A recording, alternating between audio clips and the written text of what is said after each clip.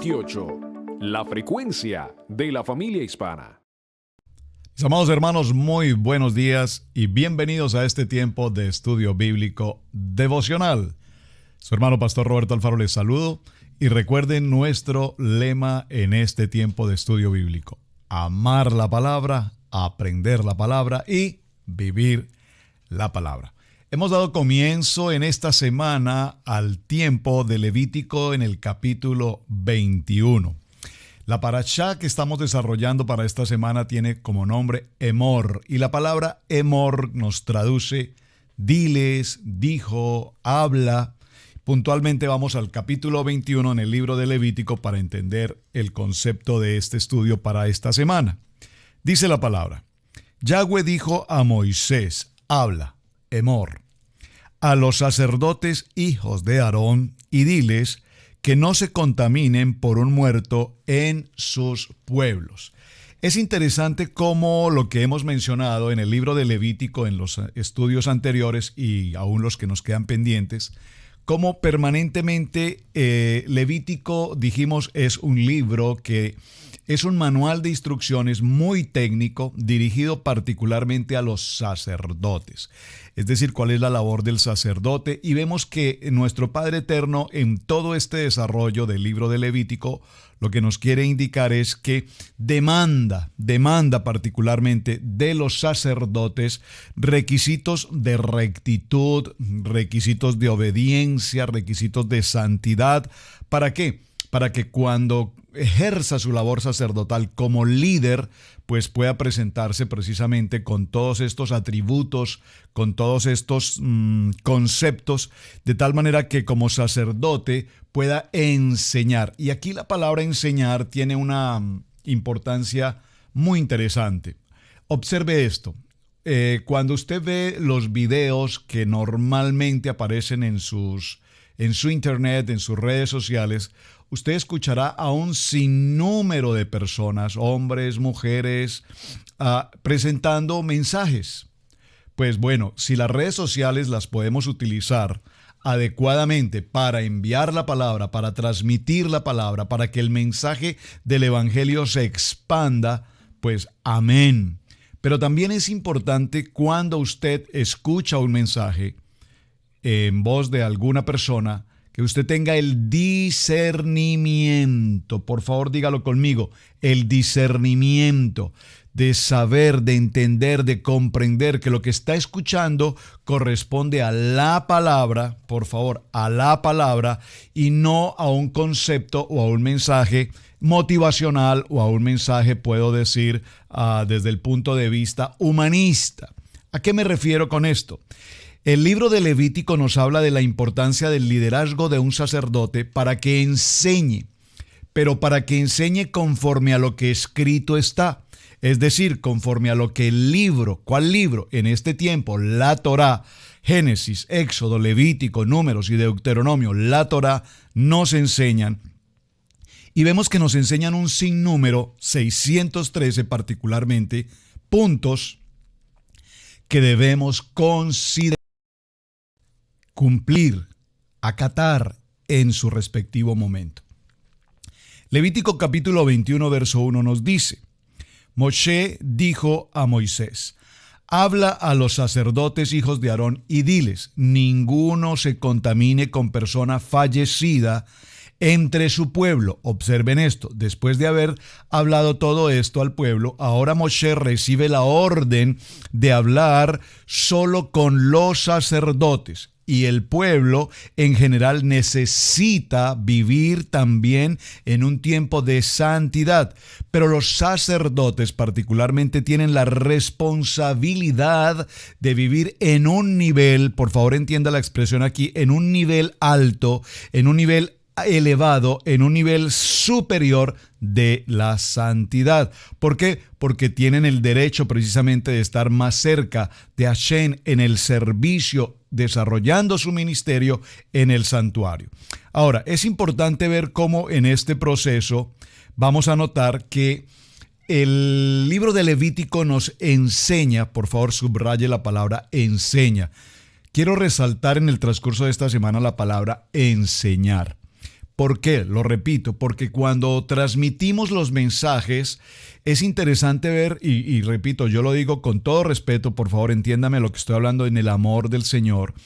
Cuando escuchas mensajes, esos mensajes que te hablan de prosperidad, esos mensajes que te hablan de que todo sale bien, esos mensajes que te dicen que tú eres un bendecido, amén. Yo sé que soy un bendecido, pero yo sé que siendo un bendecido también debo someterme a las normatividades de la palabra. También sé que voy a estar expuesto en la debilidad, en la tentación. También sé que debo prevalecer, dice la palabra. Debo sostenerme, mantenerme en los lineamientos de la palabra. También sé que van a sucederse adversidades. También sé que mi fe va a estar puesta a prueba. Es decir, que no todo lo que es bendecido llegará simplemente. Hay que someternos a un ordenamiento establecido por Dios. Por favor, ¿qué es lo que el Mesías hace cuando Él está con su pueblo? Enseñar. Porque se nos predica con tanta frecuencia tantos mensajes, sin lugar a dudas, extraordinarios mensajes, poderosos mensajes, pero no hay enseñanza. Entonces, si tú vas a una conferencia, por ejemplo, si tú vas a una conferencia en la que estás aprendiendo geografía o matemáticas o ventas o maneras de generar dinero, pues entonces en estas tipos de conferencias que son muy técnicas, muy académicas, vas a aprender algo que te están enseñando. Pero si tú vas a una conferencia en la que la presentación que te están ofreciendo es una presentación motivacional y lo que hacen es que te envían un mensaje al alma. Recuerda que en el alma están concentradas las emociones y en las emociones suben tu nivel, voy a decirlo entre comillas, entre paréntesis mejor, de positivismo. Es que tú puedes. Tú lo vas a hacer, tú no eres menos que nadie, lo puedes hacer. Esos mensajes humanistas, esos mensajes filosóficos, esos mensajes positivistas, esos mensajes emocionales, motivacionales, sin lugar a dudas son excelentes. Pero ¿qué tanto tú aprendes de un mensaje como este?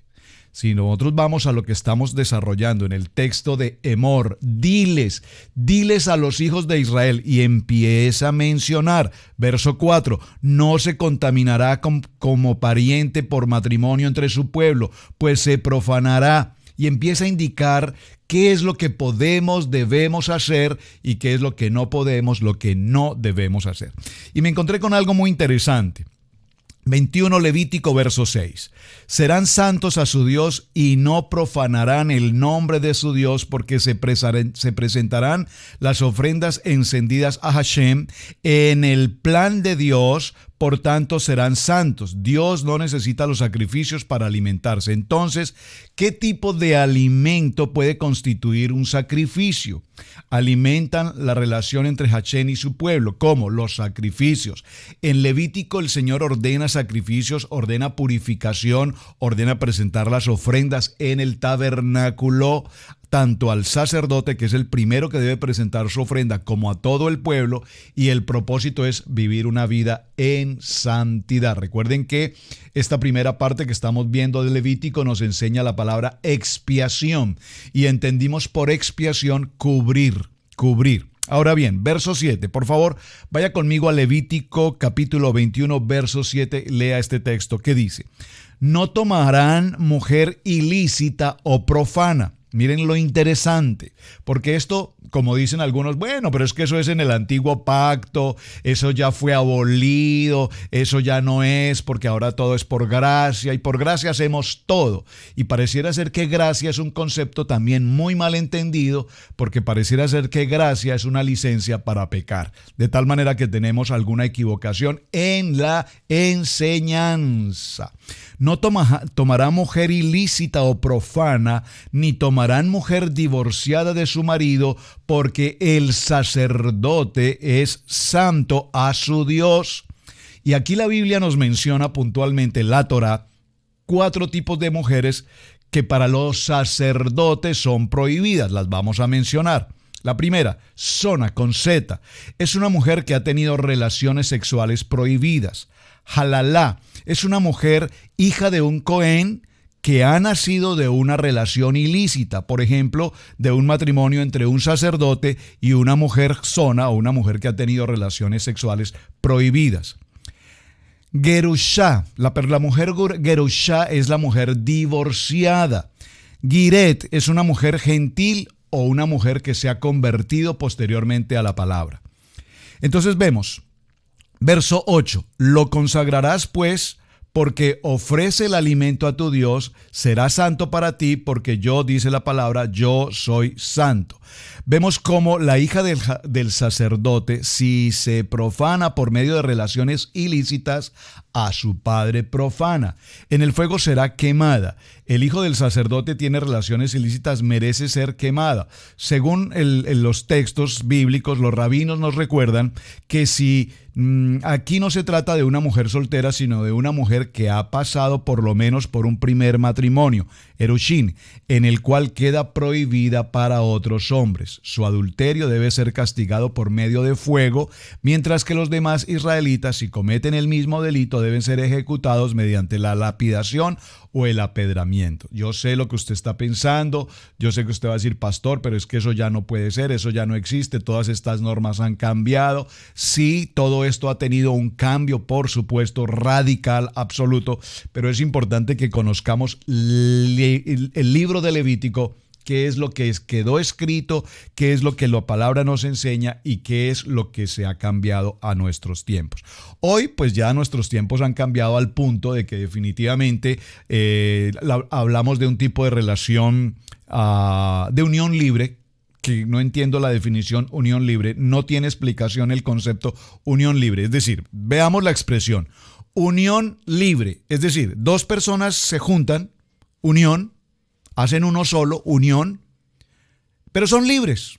O sea, cada quien hace lo que le parece, cada quien sale a donde quiere ir, cada quien vive como quiere vivir, cada quien hace de su vida lo que le parece. Es decir, eso es unión libre, es lo que entiendo que significa unión libre. Dos personas que deciden unirse libremente para vivir una vida en libertad o en libertinaje.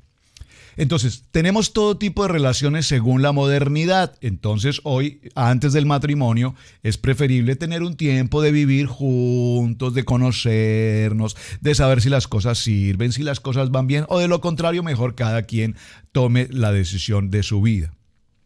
Pareciera ser que es una decisión salomónica, es decir, sabia, pero realmente ese no es el contexto que la palabra nos enseña. Unión libre entre hombre y una mujer, pero eso no es lo más grave que tenemos hoy, porque peor aún entonces hoy tenemos unión libre entre varón con varón, mujer con mujer, peor aún, ya hay algunos países donde se estableció incluso el matrimonio, no solamente el matrimonio entre varones, o el matrimonio entre mujeres, sino más aún, más allá, y lo digo particularmente, usted sabe, en el caso de Colombia, se permitió por ley en este país que se puedan casar 3 hombres. Por favor, explíqueme esto. Es decir, en alguna manera la Biblia, Levíticos, el ordenamiento sacerdotal, el ordenamiento de la congregación, el ordenamiento del pueblo, ¿en qué momento se perdió toda esta historia? Y como la desconocemos, como la omitimos, como decimos que eso ya es del antiguo pacto, que eso ya no tiene ninguna importancia, entonces hoy hemos llegado a niveles donde todo el contexto de moralidad y todo el contexto de familia y el contexto de matrimonios se terminó. Ya entonces hoy la relación es totalmente como cada quien lo cree. Hoy tenemos, por ejemplo, la historia de los matrimonios del siglo, el matrimonio del año, la boda más suntuosa, la más elegante, la más costosa, 500, 1,000 millones de dólares una boda, invitados de todas partes del mundo y se publicita por todos los medios y se realiza una boda, entre comillas, una ceremonia suntuosa, la boda del año o la boda del siglo. ¿Y qué nos cuentan las noticias apenas un mes, una semana, unos pocos días, 3 meses?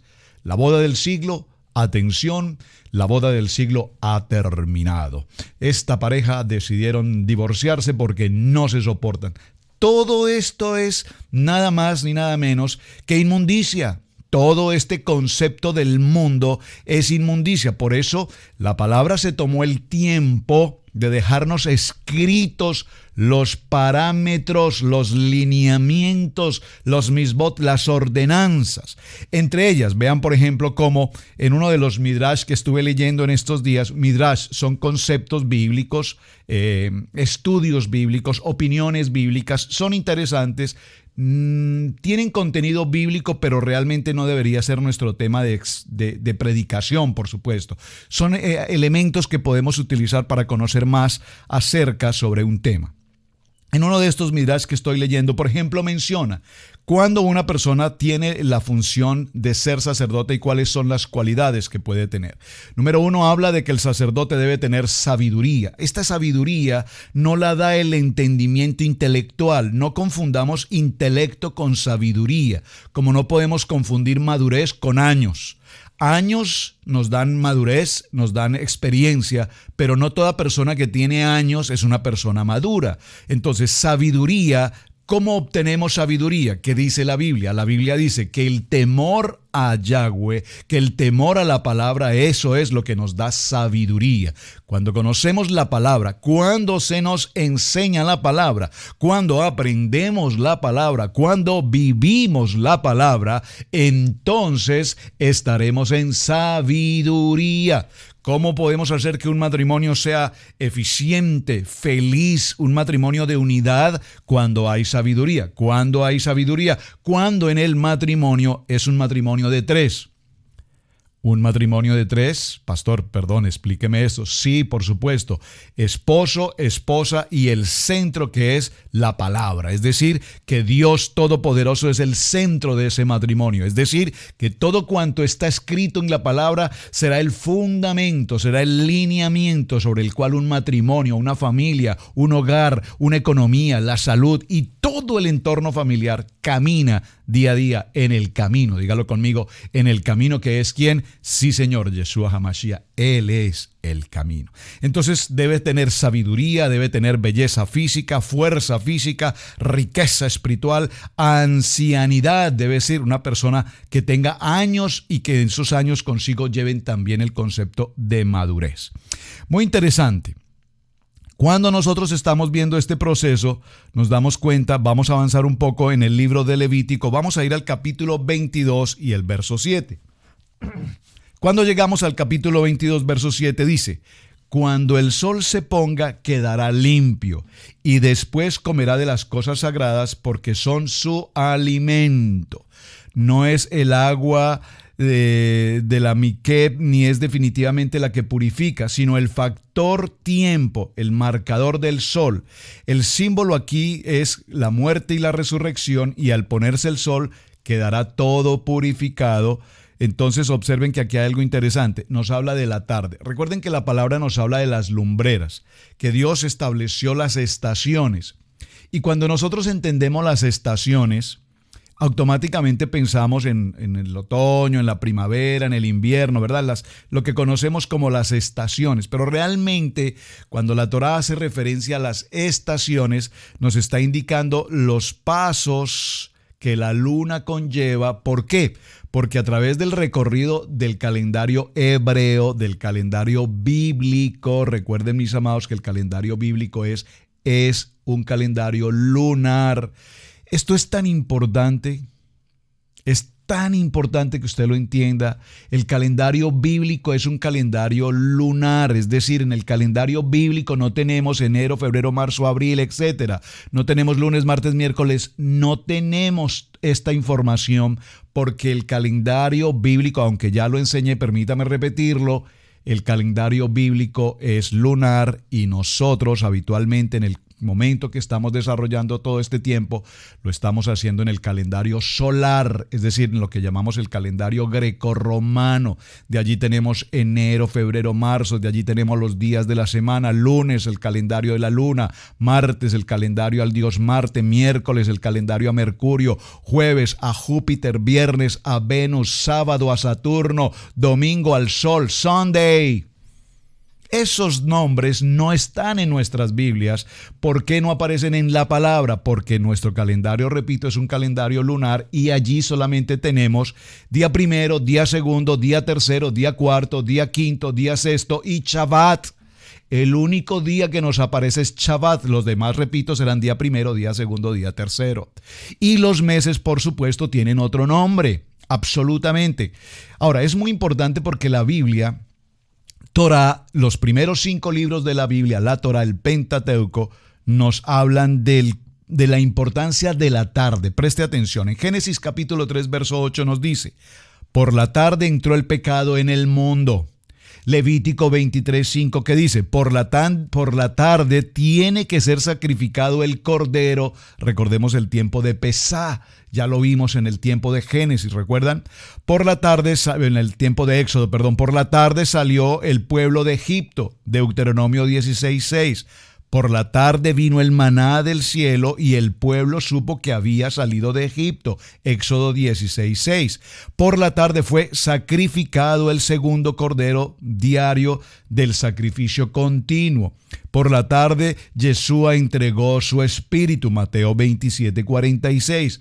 Por la tarde se encendieron las lámparas de la menorá en el templo. Por la tarde cayó el fuego del cielo sobre el sacrificio. Primera de Reyes 18:36.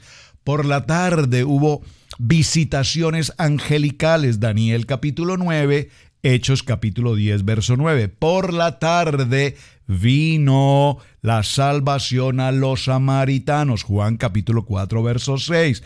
Por la tarde volverá el Mesías a la tierra. Zacarías capítulo 14, verso 7. Estos detalles que estoy mencionando de la tarde nos muestran el plan de redención de Yahweh para restaurar al mundo de la caída del pecado que sucedió precisamente por la tarde. Como el pecado entró en el mundo por la tarde, el Mesías tenía que morir por la tarde y tendrá que volver en la tarde a la tierra de Israel. Todo este plan de salvación gira alrededor de las horas que van desde el mediodía hasta la caída del sol. Dígalo conmigo, la caída del sol. Es tan importante este concepto de la caída del sol porque recordemos que cuando vamos a dar comienzo a la celebración de Shabbat, empieza el viernes a la caída del sol. Ya cuando tenemos que el sol está en su proceso de ir al occidente, al poniente y entrar al ciclo, allí empieza nuestro tiempo de Shabbat. Y es importante que lo mencionemos, recuerdo, porque así lo indica la palabra, según el calendario lunar. Esta es la razón por la que una persona queda purificada en las horas de la tarde, porque está conectado espiritualmente con la redención que vino por medio de Yeshua HaMashiach. Es muy interesante lo que estamos mencionando. Permítame adelantarme un poco para ir a este punto que quiero mencionar en la primera parte de lo que estamos viendo hoy, porque Emor significa diles. Diles a los hijos de Israel. Diles, y es muy importante esta palabra, diles, háblale a los hijos de Israel e indícales. ¿Qué tienes que indicarle a los hijos de Israel? Tienes que indicarles todo el proceso de lo que debemos cumplir, de lo que debemos hacer y de lo que debemos entender en los propósitos. Los hijos de Israel, diles, las fiestas señaladas por Hashem que vosotros habéis de proclamar como convocaciones de santidad, estas son mis fiestas señaladas. Estoy en el libro de Levítico, en el capítulo 23, verso 2. Sí que he mencionado este texto, ¿verdad, hermanos? En todas las enseñanzas, en todas, absolutamente en todas las enseñanzas que usted ha escuchado de estudio bíblico devocional, creo que en todas he mencionado Levítico 23. ¿Por qué es tan importante Levítico 23? Porque Levítico 23 hay un emor, diles, háblale a los hijos de Israel y diles que las fiestas señaladas por Dios, Observen, señaladas por Dios, no fueron fiestas señaladas por los hombres, no fueron fiestas celebradas o preparadas por los hombres en el pensamiento de hombres, sino que fueron preparadas por Dios para que el hombre cumpliera con estas celebraciones. En este capítulo se encuentra entonces un resumen de cada una de estas celebraciones que Hashem estableció para el pueblo en memoria de Él. Estas serán las celebraciones que ustedes van a realizar para mí. Es importante. Ahora, la palabra nos dice que estas son las fiestas señaladas por Dios y nos enseña que Él las ha preparado para que tengamos una conexión. Por favor, dígalo conmigo, un tiempo. Por favor, atención a la palabra que voy a usar para que tengamos el kairos de Dios. El kairos de Dios. ¿Qué es el kairos de Dios? Sí, yo escucho con frecuencia que las gentes dicen el tiempo de Dios. Entonces, el tiempo de Dios. Sí, el kairos es un tiempo de Dios, pero tenemos 7 tiempos de Dios. Por favor, tenga claridad en esto. Tiempo de Dios. Pareciera ser que nosotros en la mañana nos levantamos y recibimos una bendición y decimos, ¡uy, es un kairos de Dios!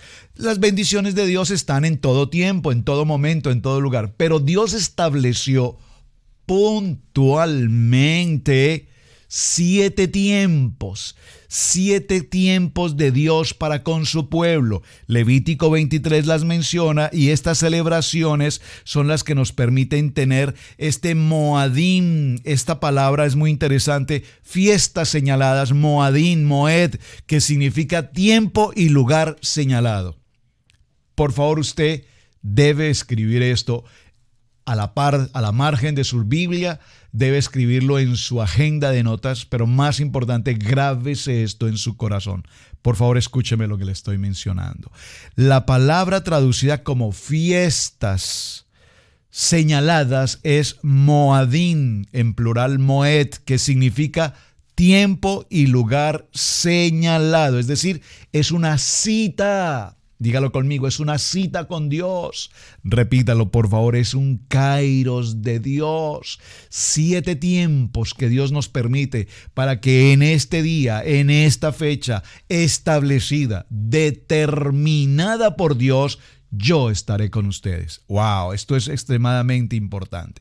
Mencionamos que estas fiestas tienen como consecuencia un cumplimiento al calendario lunar, y es bien importante que lo tengamos presente porque no funciona en el calendario solar, funciona en el calendario lunar. Es decir, obviamente las fiestas corresponden según estos meses, pero cuando vamos según las estaciones que Dios preparó, entonces vamos a poder desarrollarlas puntualmente en el tiempo que corresponde. Ahora bien, cuando nosotros mencionamos esto, es interesante ver cómo ya los profetas así lo habían señalado. Amós capítulo 3, verso 7 dice, ciertamente el Señor Hashem no hace nada sin que sea revelado a sus siervos los profetas. Y por favor, aquí esta palabra profetas, una palabra tan mal entendida en nuestros tiempos. Hoy se acerca una persona a las congregaciones o invitamos hermanos a las congregaciones y la persona viene a anunciar, a profetizar, comillas, que tú vas a ser bendecido, que vas a recibir un auto, una casa, que tu cuenta bancaria se va a multiplicar, y a esto le llamamos profeta. Perdón, por favor, profeta, vidente, adivino o hablador. Usted tiene que saber precisamente cuál es la diferencia en todos estos conceptos, porque así como el libro de Amós nos habla que Dios no va a hacer nada que no sea revelado a sus profetas, pues mis amados hermanos, toda la revelación que Dios tenía que hablar, ya la dijo, está escrita aquí en este libro. Toda la palabra ya fue revelada. Es decir, después de lo que tenemos escrito en este libro, nada distinto a esto se podrá profetizar porque ya Dios lo estableció. Ahora, ¿por qué las personas buscan que les profeticen, que les declaren, que les adivinen? Porque estamos esperando un mensaje emocional. y no estudiamos la palabra. ¿Quieres una profecía en tu vida? Por favor, ve a tu Biblia, abre tu palabra, lee la palabra, estudia la palabra y allí están todas las promesas y toda la palabra profética que Dios tiene preparada para ti, para tu hogar, para tu familia, para tu nación, para tu vida, para tu dinero, para tus finanzas, para tu presupuesto, para tu intimidad, para tu salud, para tu hogar, para tu matrimonio. Aquí está escrito. No necesitas que nadie venga a decirte que vas a ser bendecido. No necesitas que nadie venga a decirte que vas a ser sanado. Aquí está escrito. Yo soy tu sanador. Yo seré tu proveedor. Peor aún, pagamos por eso. ¿Por qué? Porque no nos comprometemos a estudiar y a recibir la palabra. Mis amados, este es el principio de amor. Wow, pastor, pero ¿cuánto tenemos que trabajar en esto?